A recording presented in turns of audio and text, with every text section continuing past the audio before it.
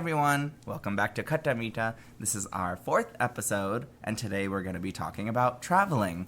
I'm Yusuf. And I'm Zuby. Today's episode is inspired by how we've both gone on trips recently after losing our mom.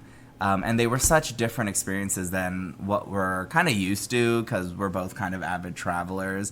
And, you know, because of that, traveling is something we both love and do a healthy amount of. Yeah, I really love traveling. I think I started getting bitten by the travel bug in school, and I just feel like since then it opens us up to new experiences and cultures, and you just have these, it's kind of an investment when it comes to your memories. It'll just pay in dividends for years to come. So it's just really exciting for me to go places and see things that are done or work in a different way than what I'm used to.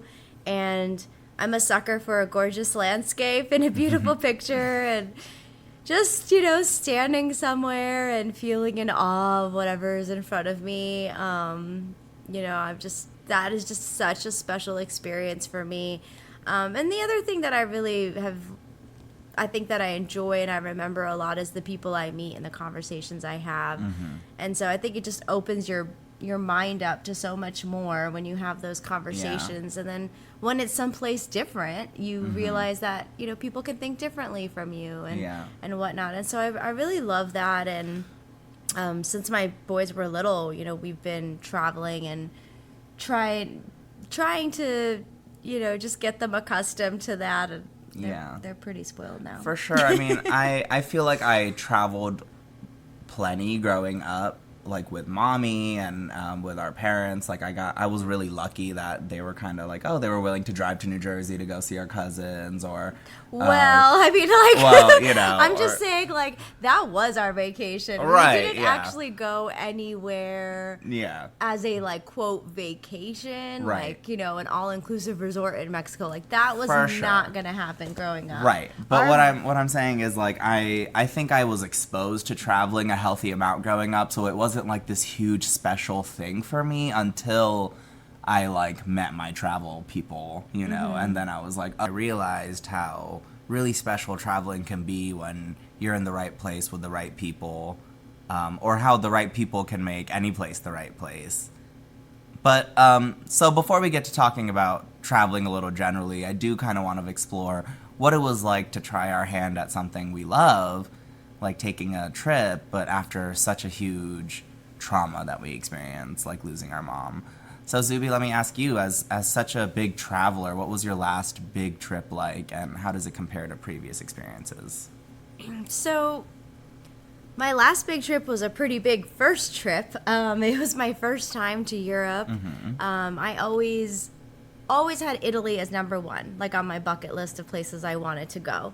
So when I knew I was going to be turning 40, I said, this is what I'm going to do. I'm going to go to Italy sometime in that year when I turn 40. And I, you know, made it a goal, booked it and planned everything, you know, well before mommy had passed away. I had made it a goal that I wanted to use my points and miles to cover the cost. So I booked a business class on Emirates with that. So that was lovely, and it was a really good experience on the flight. So that, I mean, just that in itself was very different to previous experiences because the flight experience was so different. I was going by myself. Everything was planned by myself, but I was going to be by myself. I didn't have to plan for anybody else. And yeah, I mean, that's just the big thing is doing what I want when I want. Period. And that was very, very different. So that's not so much related to, you know, what happened, but it gave me that space to really be with Zuby by myself for 2 weeks, to think, to do what I want when I want, and just be in my own head and be responsible only for myself, which was really different and nice. It was refreshing. It was rejuvenating. And for several months, I had been preparing, listening to podcasts, reading everything and anything about Italy to prepare. And it actually was therapeutic planning the trip. But after Mommy died, the depression just took over, and I didn't want to. I just didn't have the interest in it. Yeah. I lost my interest in planning for the trip, and you just kind of get that. I can imagine there was a lot of feelings of I have to stay here now. I have to make sure I have my hands in the pot. I have to make sure that not hands in the pot the way I have my hands in the pot, but It just you're abandoning. Right. Like you're abandoning the people that need you. Yeah, there was definitely some of that. And also just like the lack of pleasure of anything. You just, when you're depressed and feeling like that, you don't feel like you should have any happiness. Right. And also nothing does really bring you any happiness. So I was like, well, what's the point? I'm not going to enjoy myself anyway. Yeah. Can I ask, were there any feelings of, would Mommy still want me to go on this trip? Oh, yeah. Yeah, which I did struggle with a little bit, because I know when I told her, like, I'm going to go and I'm going to go by myself, of course she was like, what? You're going to do what? Why? What's wrong? My adult child? Yeah. Making adult decisions? She didn't love the idea, but I was like, Mommy, it's going to be fine. It's Italy. It's like the best place to do solo travel if you're going to do it. She had been before with Carl. Our stepdad. So, but I didn't really ever get to talk to her about that. And I think that's something that I struggled with, like not only just planning the trip, especially towards, after Mommy had died, I was struggling to plan the trip, but also packing for the trip. Like, you remember, like at the last minute, and I was like freaking out, and I'm just like, what do I bring? And I really kind of had a meltdown. I was like, she should be here. She should be here to help me pack. And, like, I wanted her to be here to, have this. Yeah. Because, I mean, I can dress up with. Right. I can only help so much. Right. Tell me what to bring. And. Yeah. I don't know. It was just really hard. Like, just, it's one of those moments where, like, I just want my mommy. I want my mommy to give me her wisdom and experience, because she actually was a very experienced traveler from work, internationally and domestic. She traveled a lot, so I didn't have that source of knowledge and wisdom. And all those emotions are going through my head, guilt, uncertainty, anxiety, everything was building up, and I was wanting to. There was a lot of times I thought about trying to figure out how to cancel it, but a lot of my loved ones encouraged me to go, and pretty much all the logistics had been planned out. So I'm really glad that they did, and that I did end up taking the trip. It was, a nice break from just normal life and distraction, and I really needed that. I feel that. And it was Italy. So. Amen. Ciao, bella. It was gorgeous. Everybody was so nice. I just really needed that disconnection from the world. Yeah. I relate to that very heavily. So, for me, my one of my more recent big trips after Mommy passed was very different, because, like, for me, traveling is usually more about, like, who I'm with than where I am, kind of like I was talking about earlier. So my trip wasn't a solo trip. I was, going with my little travel squad, and, those are some of my closest and dearest friends, and we did something a little different than usual. Instead of kind of just going to a place and exploring, we decided to book an all-inclusive resort in Cabo. And that's a little different for us because we're a little crazy. We like to party. We like to explore. And we definitely still did. The resort had space for that, and we could have gone down to the city.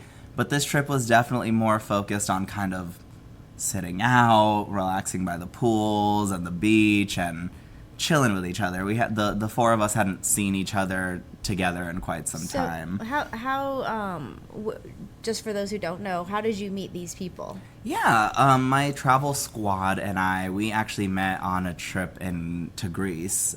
You didn't know each other before then? No, yeah, I had booked an itinerary basically through something called Ultimate Breaks, and you book your trip and an itinerary, and then you go, and other people that are on that trip are basically in your group. So I met this group of about 20 people with an amazing tour guide, and we all just instantly, I don't know what it was, we all just meshed, we all fell in love, became best friends, like in Greece, we like held hands in the ocean and cried together, like just some weird cuckoo, like hippie shit, and, and it was a lot of fun, and it genuinely changed my life forever, that trip to Greece, and introduced me to basically these like platonic soulmates who now every time I travel, it's like it won't be the same without them, because we just have such a weird other level understanding of one another and support system, and I don't really know how to describe it. But with this trip, I will say that as much as I love my friends, I had a lot of anticipatory anxiety about this trip and it wasn't so much about my friends, it was about me. I was really worried that I was going to unravel on this trip. It was my first time out of the house that my mom lived in, that I moved into after she passed. It was my first time thinking about myself in some time away from work, and just escaping, I guess, reality. And I was really, really afraid that I would spiral. I would break down in front of my friends. And not that, they wouldn't help. No, that wasn't the anxiety. It was more so that I wouldn't be able to pull myself back together. And you're in this other place. Yeah. That's not home. Right. And I would just be, I would just, if I managed to come back from this trip, that I would just be the same, person I was months before my mom passed away, where I was just bed rotting and stuff like that. But I think we can talk about that a little later. But yeah, on the trip, we definitely had our fun. I definitely channeled some of that partier. But I also definitely had a breakdown or two, Yeah. about my mom. And I'm just so fortunate. My friends were there, supportive. They did not leave my side, even though I totally told them. No, they were, because they actually, I don't remember if I told you this, but they reached out to me and were like, ESim is having a hard time, and I didn't see it until later. What? I had no idea. I really appreciated that, and I was like, thank you for having my baby's back. Yeah. Oh, I'm gonna cry. That's actually so sweet. And also, it's weird because I felt like there was like that first day or something that I was like, what? I feel like something was wrong with you. And you didn't respond to our text messages. And then you responded, like, I think the next day. I was like, I need a text to know that you're okay and alive. I just need one text every day so that I can sleep. Yeah. No, they were so sweet. Like, I told them, like, if I start going cuckoo, like, you can leave and go do your thing, go chill by the pool, go get a drink, and like eventually I'll probably level out, or if you come back to the room and I'm not leveled out, let's make a game plan. But I did not want them to feel the burden and pressure of having to baby me, and they did. They did not leave my side. They held me, supported me, some of that stuff we talked about last week. They didn't try to explain it away. They didn't try to make sense of the situation. They just heard you. They just and saw you. Yeah, they just saw me, held me, understood me, and loved me through my pain. What was the thought that was like? Was there a predominant thought that you were having that was causing the most pain? Just on this trip, I know really we're not just, getting into grief, yeah, but no, really just why and how it happened. Yeah. I think I really let myself get to a place of spiraling because I couldn't make sense of the situation. And then I think when you're traveling, there's a vulnerability to traveling because you have a lot of things out of your control, and so because our mom was traveling when she passed away, maybe there was some of that. Yeah. Connection. And I think there was also guilt because I was having fun, I was partying, I was definitely having a few drinks, And I think, like, in my head of heads, I was like, oh my God, I'm drinking. Like, this is what killed my mom. I'm surrounded by a bunch of kooky drunk people. Like, you know, I think it was, I think I was also a little... To be clear, she was killed by a drunk driver. Right. She wasn't drinking. Oh, yeah. And I think there was a little bit of that. There was that guilt coming in, and then, like, how could I be here living and partying? Yeah. You know? So this travel experience, which is, you know, supposed to be fun, but then when you're in the middle of grief, it's like everything after while you're grieving is that dichotomy of, am I allowed to smile? Am I allowed to laugh? You know, when I'm grieving. And yes, you can. Yeah. But hopefully people will... For and it sure. sounds like your friends did give you that space to say, like, it's okay for you to have fun. Absolutely. It's okay for you to be sad and happy at the same time. Yeah. And, you know, like... I'm just so lucky they were there to kind of be there with me because, yeah, like, after that, after my little breakdown, you know, the next morning I was spring chicken again. Oh, my God, I feel so good. I got all that stuff off my chest, you know, all that grief, well, not all of it, of course, but some grief, some processing. Yeah. And the next day, guess what? We're ready to go back to the beach and hang out. And, like, we met so many new people on that trip that just loved us and our energy and wanted to travel with us again in the future. And, you know, because even in our, like, lowest lows, or I guess in my lowest lows, you know, like, we still just have this weird main character energy when we travel, my friends and I, and we really, really usually struggle when our trips are over because, again, like I've talked about, this weird platonic soulmate codependence we have. But this time was really difficult because it was struggling with what I was coming back to, you know, this reality. You know, coming back to this house, or, you know, it's basically just living in a trigger, surrounded by triggers, just coming back to the real world. But I will say, like, the positive about it was that, you know, I'm really lucky I have a great job, and I actually missed my job. I missed my babies, and, you know, every time I saw a baby on the trip, I was like, what did you do? You know, like, going back into work mode. So I think it was a healthy break, and I think that it was the perfect amount of time. It was about about a little less than a week-long trip, and it really it was refreshing, even though it was something to be anxious about at first. I quickly lost that anxiety once I saw that, you know, I'm in a safe space with my friends, and, you know, I will get through this, you know. Yeah. And did you feel like you learned something about yourself on this trip that was different than your other trips before, or your other trips with this friends? Like, was there something you learned out of this trip? Like, even just one thing? Or... I would say I learned something about myself. I would say I learned that, you know, our parents really instilled this resiliency in us. Yeah. And I can channel that when I need to. Because, like I'd mentioned before, there was this really, really big part of me that was so anxious that I would just unzip, unravel, and go back to the, you know, person I was months ago, even before Mommy passed. This unmotivated, you know, even before the grief, really depressed, not really caring what life has to offer person. But I learned that, like, I can and I will zip myself back up again and get myself moving when I need to, especially when I have, you know, angels in my life that I think, like, you know, Mommy put these people in my life. You know, Carl, my friends, like, even though they didn't meet Mommy in person, they, you know, they would talk to her on FaceTime and stuff. And there was a lot of, like, synchronicities and signs when we were there that made me feel like I was supposed to be there. Like what? You know, like the angel numbers, you know, numbers lining up, or, like, I don't know, something like me and my friends, like, 3 of us would say something in sync at the same time, even though there was, like, not context for it, you know, like, just weird little synchronicities like that, that made me feel like I was supposed to be there, and that my mom was supporting me being here, that the universe wanted me to be here, because, like, I think all those cosmic forces kind of recognize that, like, traveling with these friends isn't just like a hee hee ha ha kiki. It's like, this is important to me. These are important people to me. You know, these are important people for my life and well-being in a weird way, because, it's like a soul-feeding experience to be with them.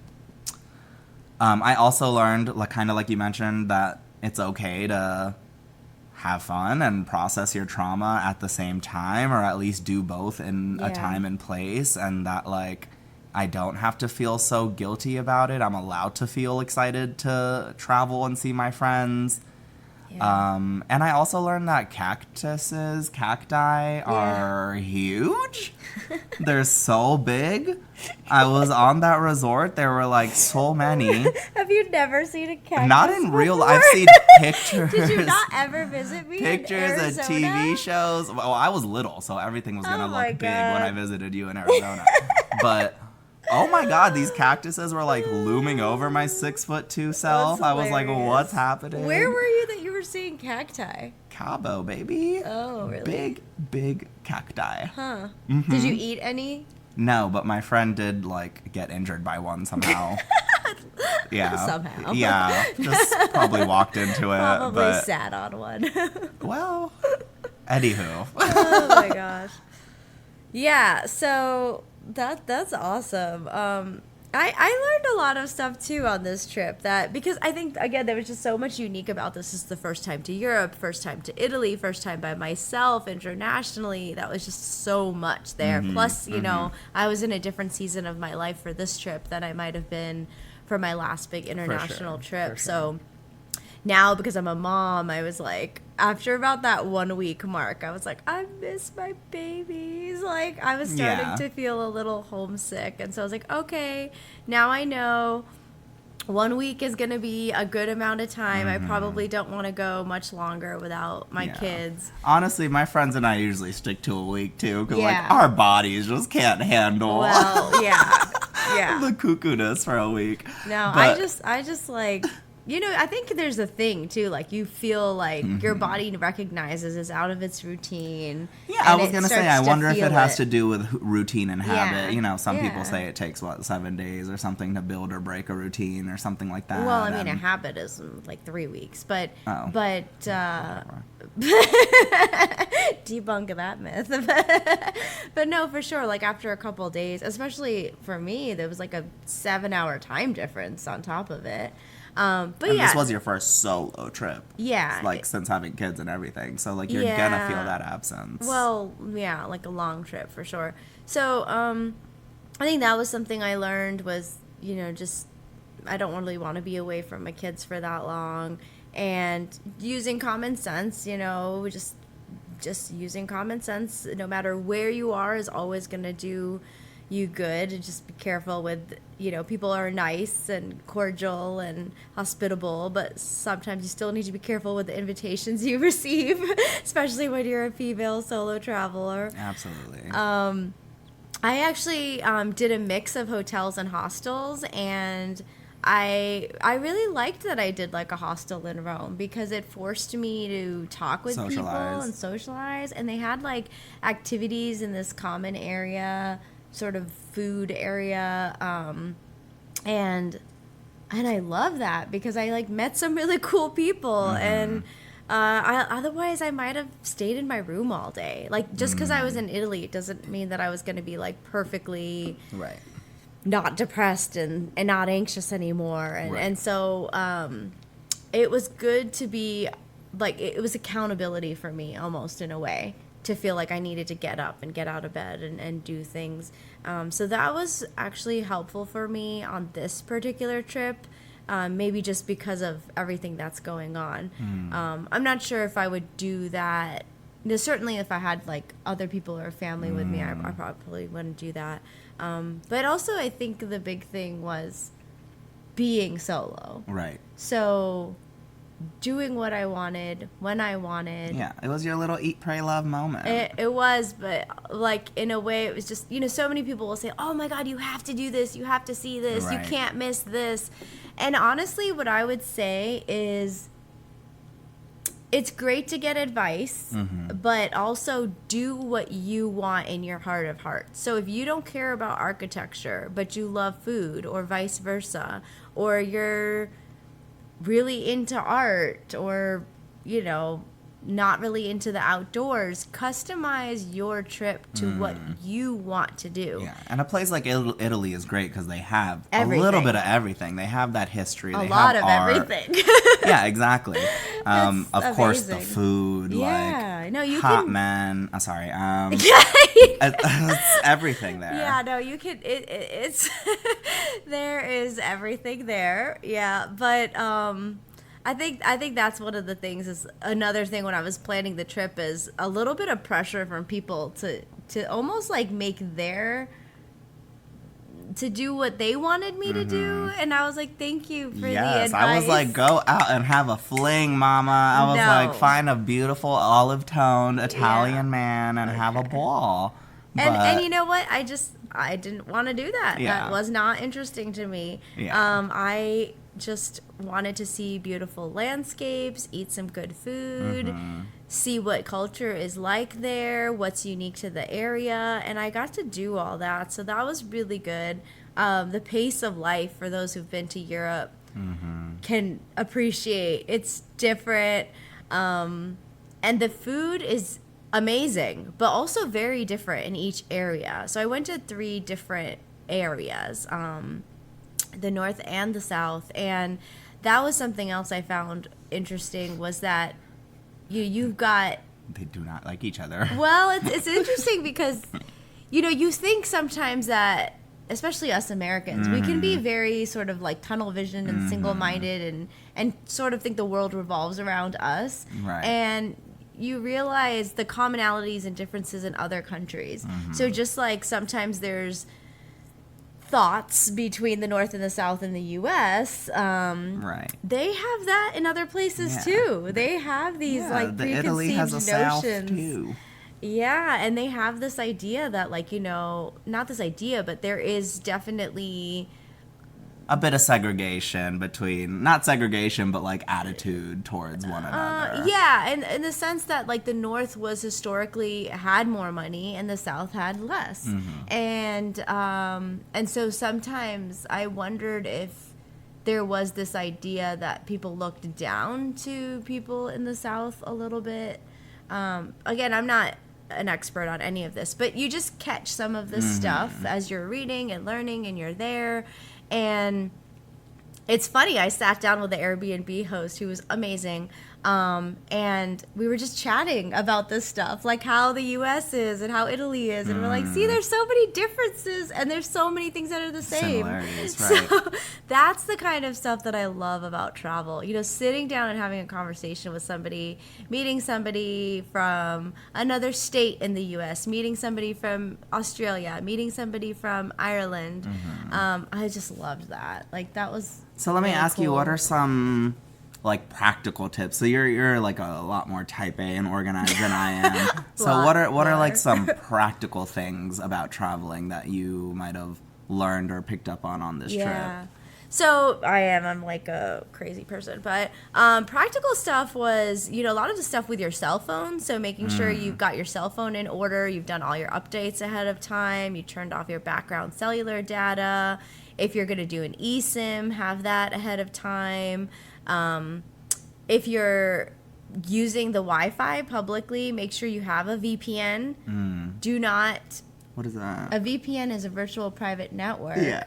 And it's actually, I'm glad you asked that because you cannot trust the public Wi-Fi because people can jump in and get your private information. So sometimes people will go internationally, use the Wi-Fi, and then a couple weeks later they see some weird charge on their credit card, and it's an issue. So definitely get a VPN. They're not that expensive. Yeah, if you like are ever on YouTube, like every YouTuber has like a discount code for a VPN. Yeah, right. Maybe we'll get one. Maybe one day. yeah, one day. Keep listening. Leave a comment. Maybe if we get enough listeners, we could get some sponsorship.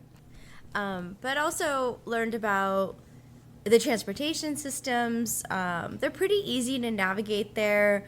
But there's websites you can go to find out about strikes because they do have a lot of strikes there. So kind of, learn that ahead of time and make your alternate plans.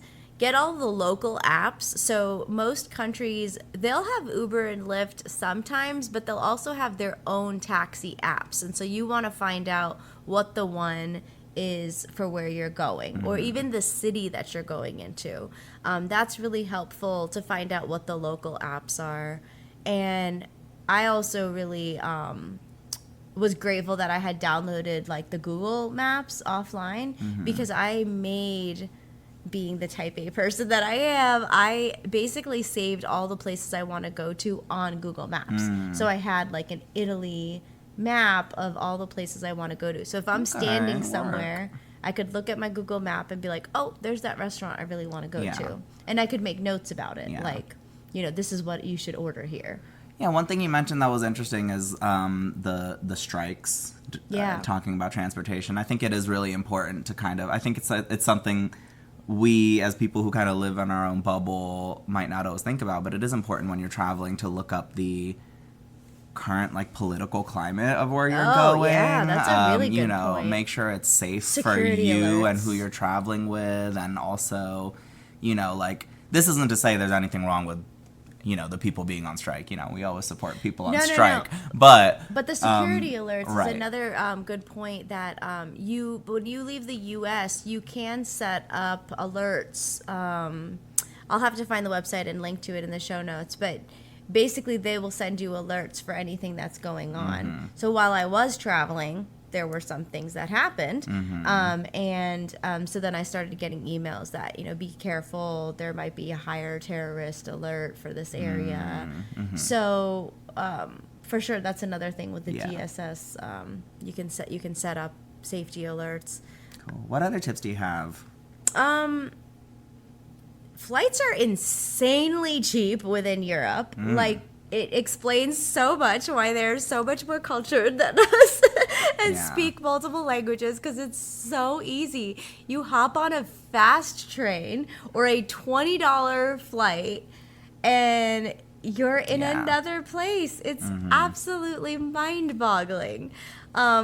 Amazing. I'm so jealous. I am so jealous of their transportation systems there. For sure. Like, and they have these cute little carry-ons. I'm sitting there in the airport. We're just the land of excess here. So it's just like looking at these tiny little carry-ons they have. And, I just loved it. Like, I don't know.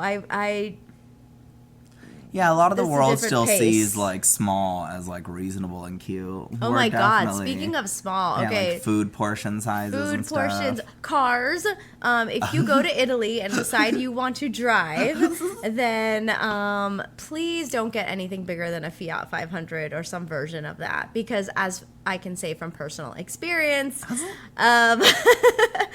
the parking spots, everything is really tiny. So yes, there is definitely, it's not bigger is better over there. Oh, okay. Yeah. Yep. But that, I feel like those are some kind of practical things that I noticed, and I could probably do another episode on that stuff, but just do what you want to do, what your heart is going to find joy in. And definitely. So that's why I don't want to say like you must do this or you must do that. Like, I will say that Rome in the day and Rome at night is such a different view, and it's for sure gorgeous. They have done such a good job lighting things up there that I was like, that was one thing that I was like, you have to see Rome at night. You just have to do it. And like I think it can come across very privilege that we are just encouraging people to go out and travel. Oh my gosh, yeah, that's not not everybody possible has for the people. time or the money or the space for it. But I also do think that like I'm sitting next to living proof that travel doesn't have to be expensive. It doesn't have to be exorbitant. It can be practical and like get what you want out of it, and for sure. You can be satisfied without spending an arm and a leg. Yeah, for sure. I mean, I hope you guys keep listening, because I'm sure we'll do more episodes on travel and how you can cut costs and budget for your trips and make it very efficient and still satisfying and affordable. But with that being said, this has been our 4th episode of Katamita, and we hope you enjoyed it. We hope you leave some feedback and comments about places you've been, things you've learned, maybe if you've had an experience with traveling after a seismic life event and how it impacted your trip and outlook. We would love to hear all of that. We do have our Google Voice number that you can call into. It'll be in the show notes. And or you can leave a comment. Thank you so much for listening. We love doing this. We can't wait to bring you more. And have a good have day. a great day. Bye.